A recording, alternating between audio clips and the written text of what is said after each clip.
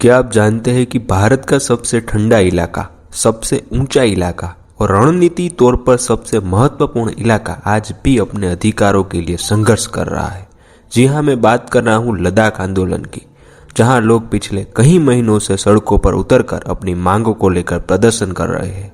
जब 2019 में आर्टिकल 370 हटाया गया था, जम्मू और कश्मीर को दो हिस्सों में डिवाइड किया गया था, जम्मू कश्मीर और लद्दाख।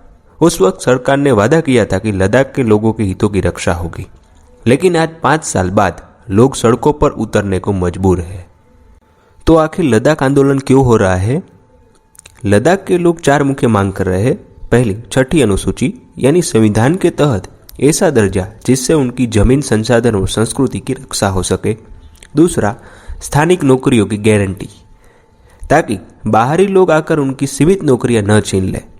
तीसरी, संसद में प्रतिनिधित्व, उन्हें सही राजनीतिक आवाज मिल सके।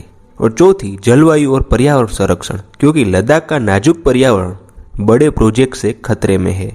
सोचिए, जो इलाका हमारी सुरक्षा के लिए चीन और पाकिस्तान की सीमा पर सबसे अहम है, वहां के लोग अगर खुद को असुरक्षित महसूस करें तो ये सिर्फ स्थानिक समस्या नहीं, बल्कि राष्ट्रीय सुरक्षा से जुड़ा हुआ एक बड़ा मुद्दा है।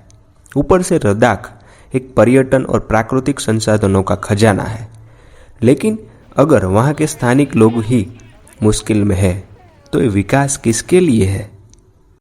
केंद्र सरकार ने कुछ बातचीत तो की है, लेकिन अभी तक ठोस कदम नहीं उठाए गए। आंदोलनकारियों का कहना है कि उनकी आवाज़ दिल्ली तक सही मायनों में नहीं पहुंच रही। वहीं सरकार की दलील है कि उन्हें पहले से ही पर्याप्त मात्रा में सुविधाएं दी गई है। सच्चाई शायद कहीं बीच में है। लद्दाख का आंदोलन सिर्फ एक राज्य का मामला नहीं है, बल्कि ये सवाल है कि भारत में विकास किससे मिल रहा है और किस कीमत पर। क्या स्थानीयों को अपनी जमीन, संस्कृति और भविष्य बचाने का हक नहीं मिलना चाहिए? आपको क्या लगता है, क्या लद्दाख को छठी अनुसूची का दर्जा मिलना चाहिए?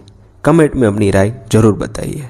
अगर आपको यह वीडियो जानकारीपूर्ण लगा हो तो इसे शेयर करें, ताकि ज़्यादा से ज़्यादा लोग लद्दाख आंदोलन के बारे में जान सके।